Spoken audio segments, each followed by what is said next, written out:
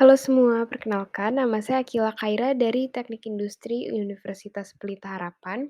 Di video kali ini saya akan membahas mengenai topik consumer behavior atau perilaku konsumen. Jadi sebelum membahas lebih dalam, sebenarnya apa itu consumer behavior? Nah, jadi kalau menurut Skifman dan Kanu, consumer behavior itu merupakan proses yang dilalui oleh seseorang dalam hal mencari, membeli, menggunakan, mengevaluasi, serta bertindak setelah mengonsumsi suatu produk atau jasa ataupun ide yang diharapkan dapat memenuhi kebutuhannya. Nah, seperti yang bisa dilihat di gambar, perilaku konsumen itu dipengaruhi oleh 4 faktor, yaitu ada faktor budaya, sosial, personal, dan juga psikologis.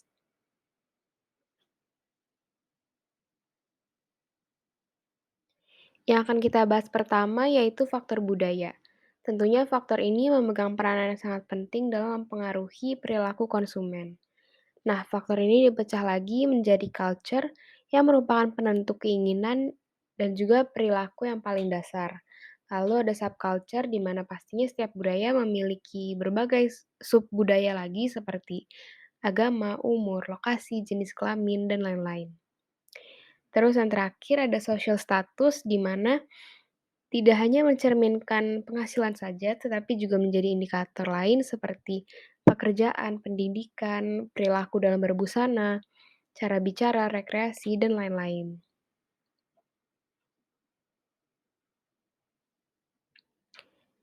Nah, contohnya untuk bagian culture ini yaitu McDonald.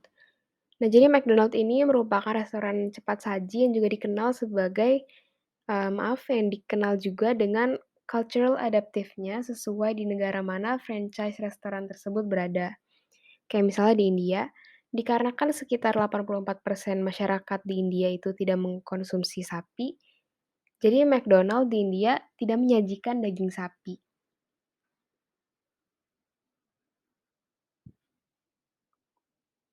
Selanjutnya, customer behavior juga dipengaruhi oleh social factors yang terdiri dari reference group atau dua atau lebih orang yang mampu memberi pengaruh secara langsung ataupun tidak langsung terhadap perilaku seseorang.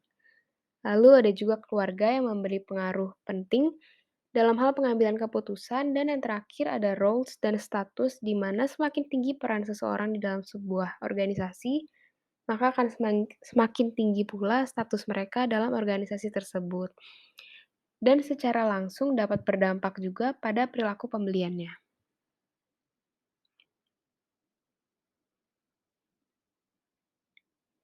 Jadi di bagian ini atau lebih tepatnya yang menggambarkan keperanan reference group, contohnya itu, ketika teman kita merekomendasikan sesuatu produk atau jasa kita, biasanya kita bakalan lebih tertarik, apalagi kalau ada benefit-nya.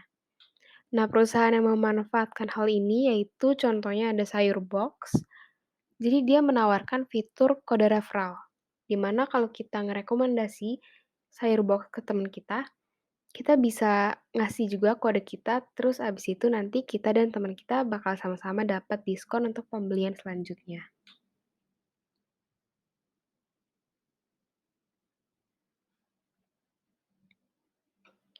Terus masuk ke personal factors di mana ada age and life cycle, yang misalnya kayak anak muda sukanya warna-warna yang cerah, terus kalau orang-orang yang umurnya misalnya kayak ke 20-an, 25-an ke atas, sukanya warna-warna netral dan lain-lain. Terus ada occupation yang mana pekerjaan seseorang itu berpengaruh ke apa yang dia beli. Kayak misalnya businessman itu biasanya beli bajunya yang kayak jas. Atau kalau buruh biasanya belinya baju-baju yang untuk outdoor dan lain-lain. Lalu ada economic situation, yaitu yang dipengaruhi oleh pendapatan seseorang per bulannya. Terus ada lifestyle, yaitu pola hidup seseorang berdasarkan aktivitasnya, hobinya, dan lain-lain. Dan yang terakhir ada personality, yaitu karakter orang yang berbeda-beda, yang juga pastinya membuat aktivitas pembeliannya juga ikut berbeda-beda.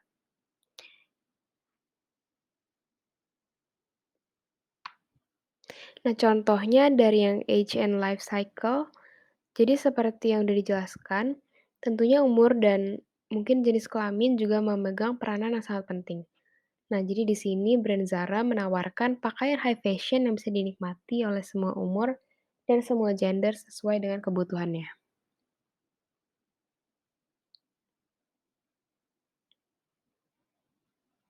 Yang terakhir untuk faktor yang mempengaruhi perilaku konsumen yaitu faktor psikologis. Jadi pertama ada motivasi yang mendorongnya untuk melakukan sesuatu, seperti misalnya haus, lapar, atau kebutuhan akan pengakuan dan lain-lain. Lalu ada persepsi di mana setiap orang pastinya memiliki pandangan yang berbeda-beda. Setelah itu ada learning di mana kebanyakan konsumen itu belajar tentang sesuatu setelah dia udah menggunakannya atau mungkin bisa juga belajar dari orang lain. Nah, yang terakhir yaitu beliefs and attitude di mana setiap individu itu bisa menciptakan citra tertentu dari setiap produk atau jasa yang pada akhirnya menciptakan image dari brand tersebut.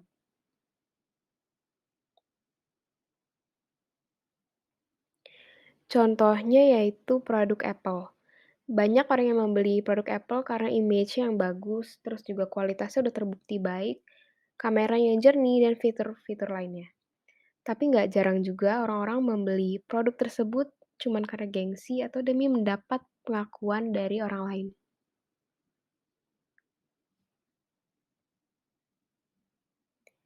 Nah, setelah membahas mengenai faktor-faktor yang mempengaruhi perilaku konsumen, jadi sebenarnya di balik terjualnya suatu barang, itu terjadi proses yang cukup panjang yang disebut sebagai buying decision process. Jadi seperti yang bisa dilihat di layar, ada 5 tahapan yang nantinya akan dibahas lebih lanjut di slide berikutnya.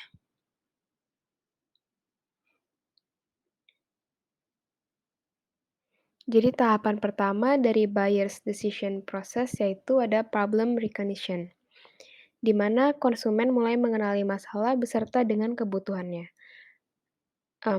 Di sini perusahaan harus mampu mengembangkan kampanye secara komprehensif, karena tentunya kita juga ingin brand kita dikenal serta dipercaya oleh para konsumen.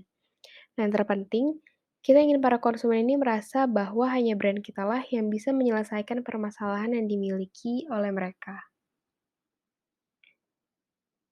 Selanjutnya ada information search, yaitu tahapan di mana konsumen tergerak untuk mencari tahu lebih lanjut mengenai pilihan mereka, dan dalam prosesnya bisa jadi ketertarikan mereka itu bertambah atau bahkan bisa juga malah jadi berkurang. Konsumen biasanya mengandalkan faktor internal dan eksternal, terus juga review dari konsumen yang lain, baik yang positif ataupun yang negatifnya, dan lain-lain. Nah, setelah mencari dan mendapatkan informasi, selanjutnya konsumen akan mengevaluasi dan mencari apakah ada alternatif dari brand lain atau enggak. Jadi alternatif di sini bisa aja muncul dalam bentuk harga yang lebih murah, atau lebih banyak fitur tambahannya, terus barangnya misalnya ready stock atau harus PO, atau sesuatu yang lebih personal seperti misalnya warnanya apa atau style seperti apa. Maka dari itu, kita harus bisa meyakinkan konsumen bahwa kita itu lebih unggul daripada alternatif yang lainnya. Terus setelah menemukan produk yang paling sesuai dengannya, akhirnya di tahapan ini konsumen membeli produk tersebut atau dalam kata lain perusahaan berhasil mengalahkan alternatif-alternatif lainnya yang sebelumnya dipertimbangkan oleh konsumen. Nah, di sini juga ada yang terakhir, yaitu post-purchase evaluation, di mana konsumen mengambil keputusan setelah membeli atau menggunakan produk atau jasa tersebut berdasarkan pengalamannya. Hal ini bisa dilakukan dalam bentuk mereview di platform e-commerce, terus bisa juga di-review di sosial media dari mulut ke mulut, dan lain-lain.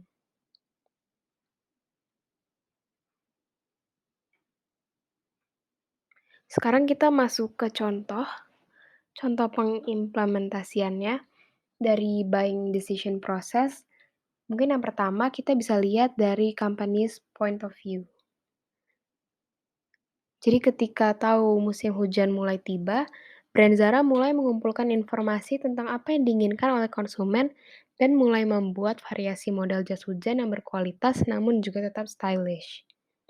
Kemudian Zara mulai mengunggah informasi lengkap mengenai produk tersebut, baik dari ukurannya, warnanya, gambar, bahkan juga ada kolom review dari customer sebelumnya, eee, ke sis ke situs resminya dan juga ke mobile app-nya.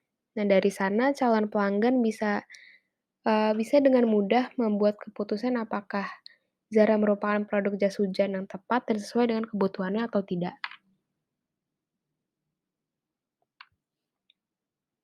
Selanjutnya kita akan melihat dari customers point of view. Jadi, pertama-tama saat musim hujan ini mulai tiba, sebenarnya, customer A udah memiliki beberapa jas hujan di rumahnya, tapi nggak ada di antaranya itu yang tebal, yang berwarna hijau, terus juga yang tetap awet walaupun udah dilanda hujan yang sangat deras, dan juga dia juga nggak punya jas hujan yang modelnya itu stylish. Akhirnya si A mulai mencari-cari di internet dan bertanya kepada teman-temannya tentang merek jas hujan apa yang bagus dan yang kira-kira sesuai dengan keinginannya. Terus di tahapan ketiga, setelah menghabiskan waktu untuk mencari informasi, akhirnya ia menemukan 2 merek yang cocok dengan yang ia inginkan, yaitu ada merek Zara dan juga merek X. Nah, masuk ke tahap keempat, jadi meskipun keduanya itu mirip, tetapi ternyata hanya ada satu di antaranya yang memiliki warna hijau tua dan memiliki model yang stylish seperti yang ia inginkan. Akhirnya ia memutuskan untuk membeli jas hujan merek Zara, karena yang Zara itu yang sesuai dengan yang ia inginkan. Terus di tahapan paling terakhir, ia pun mulai senang dan juga dia juga senang dengan kualitas dari produk tersebut. Akhirnya si A merekomendasikan merek ini ke teman-temannya yang sekiranya membutuhkan jas hujan juga.